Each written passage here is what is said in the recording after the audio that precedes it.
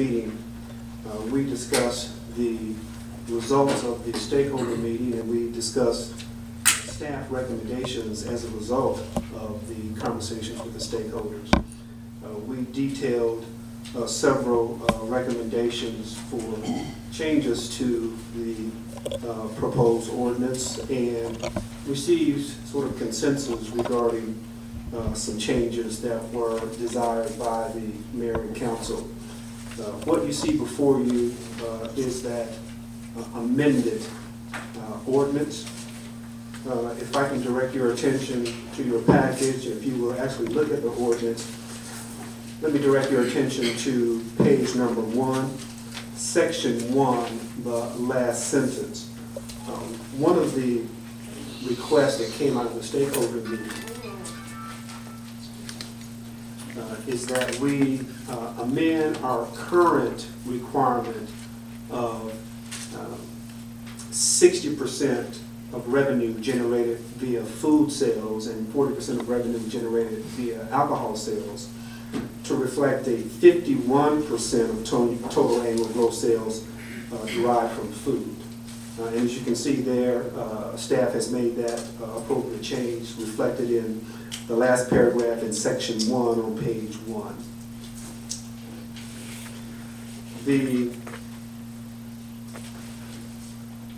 The second request had to do with surveyor certificate. It was requested, and it was staff's recommendation that we change that requirement and exempt any current business license owners from that provision. You can see that change reflected on page 2, section 2, section 3.4, license application fees. You see that as D, surveyor certificate, and you see that as D6, and it reads that if a business has been licensed since July 1st, 1981 or before, the survey shall be required.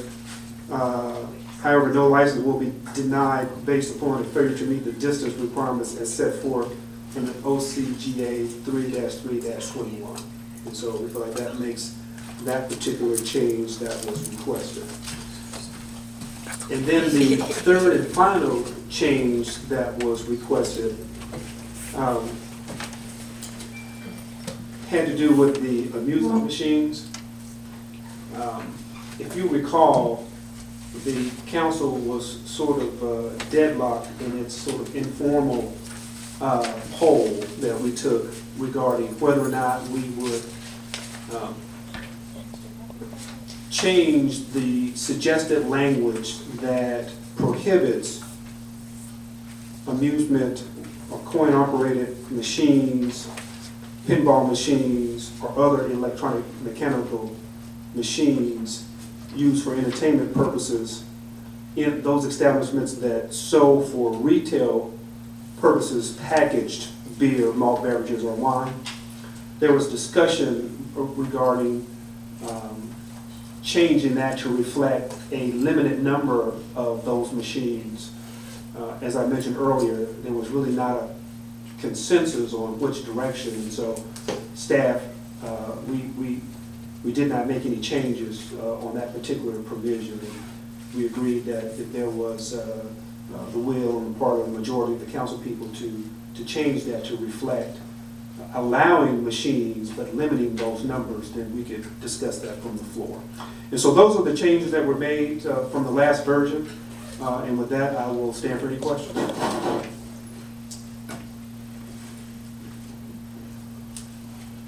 Anybody got any discussion on those changes? All right, seeing none. Surveyor certificate, that was from the Code of Georgia. Is that something that is required by the state law as well? Because before we were saying you were going to be pretty much excluded from having to do that if you were an established business. So I was just wondering where the dates came from and the language in the change. That's what it says. That's what it says. It says now. Yeah. Okay. If there's established business, they don't have to. Yeah. The waive that certificate. renewal. The certificate is waived. It's not a new license, but renewals. Renewals. No, I got tricked by that too at first. Okay, All right. I did have one question. Yeah, go ahead, Diane. Which was, tell me again where we find the one about the amusement machines? The last page, page 9. Page 9, section 3.57.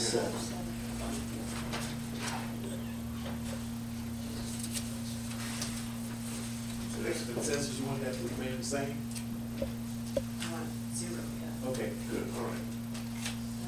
When will it be effective? Yeah, it'll be around there. All right. Well, I think the question was, when would this ordinance Take it back. go into effect? And I think this ordinance would go into effect immediately after adoption. The ordinance is silent on when current businesses would have to be required to come into compliance. Okay. So I think that's an administrative matter anyway. Well, the council certainly can stipulate that in a motion. The council could handle it one or two ways. The council could vote to approve the amendment to this ordinance and set an effective date sometime in the future, or the council could vote to have this amendment go into effect immediately upon adoption at the regular meeting. However, direct staff to give businesses a certain amount of time to come to compliance. Fine, that's right. Okay, thank you so much. Any concerns from the public on this alcohol issue? Just one small one, the matter of having to get a surveyor to figure out what the distances are from churches or daycare centers. Seems to me that you can scale off a map fairly easily with a ruler to be able to determine those kinds of things within 99% accuracy, and even Google Maps supplies a distancing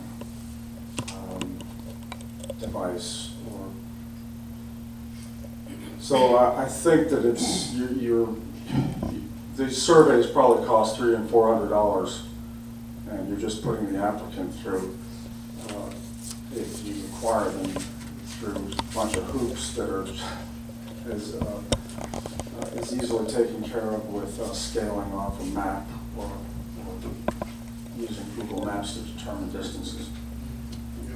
I got to remind you too, Chris, that each measurement is going to be different because it's from door to door. I think you can do that just as well with. It's a straight line when you put it in there, because I know what you're talking about. But sometimes we have to come out of the front door, go to the sidewalk, turn, go down, and go across the street, and then come back to the door. Can't just go directly across the street. Say something? We in the past have, before the council meeting considering that, we've been able to measure it ourselves. Yeah. Just use the Like you roller used to do it, thing. use the roller. I mean, it doesn't seem like a big deal as opposed to, somebody having to pay several $100s for a survey just to measure that. Is that what the only purpose would be? Are we requiring a measurement? Well, I know, what is it, Green just recently applied for an alcohol license, and he included that being done in his report that his architect did. I mean, she did all that. She did it was a layout plus measurements and all. So I don't think it's gonna be any extra cost unless it's a brand new business. I understand. Yeah. Just part of that overall. Did you want to say something, Mr. Martin? Yes, thank you, Mr. Mayor. I just wanted to point out that if you look at that section, it's asking for more than just the distance. It's asking for several things. Number one is asking for a scale drawing of the building, or proposed building is situated on the proposed lot. Number two is asking for the proposed off-street parking facilities available at the building and all outdoor lighting on the premises. It's asking for the surveyor to identify the exact location of the business, including street address and the DeKalb County tax map parcel number, the current zoning classification, the distance in yards from the nearest school, building, school ground, etc. And here's why I think that's important. On more than one occasion, we just recently, last week, we've had people who have gone out, they've sold a current location, they've actually entered into a purchase or a lease agreement on a new location. And then finally, when they get around to come into the city, they realize several things. They realize that the current zoning does not allow them to conduct the type of business.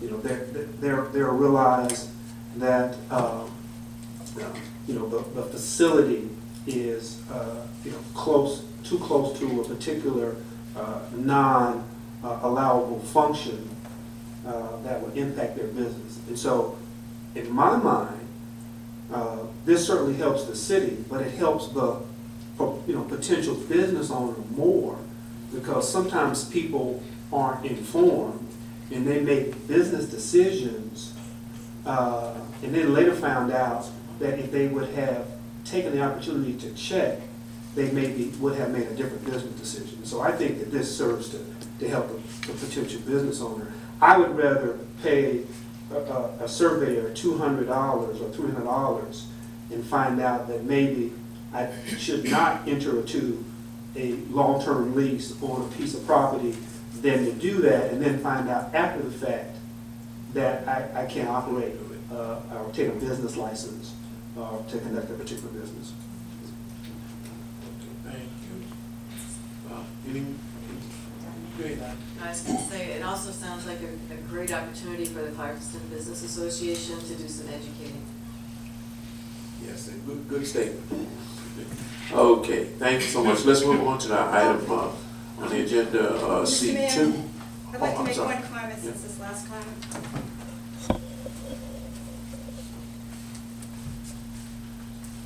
I would just like to make the comment that it's fine, the business association would be happy to do that.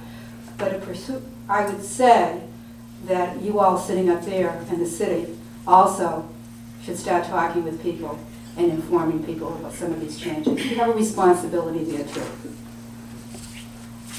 Thank you, Ken. All right, we'll move on to item C2 on the agenda, which is to discuss multifamily housing ordinances, second read, Council 91412, Mr. Barber. Yes, thank you, Mr. Mayor.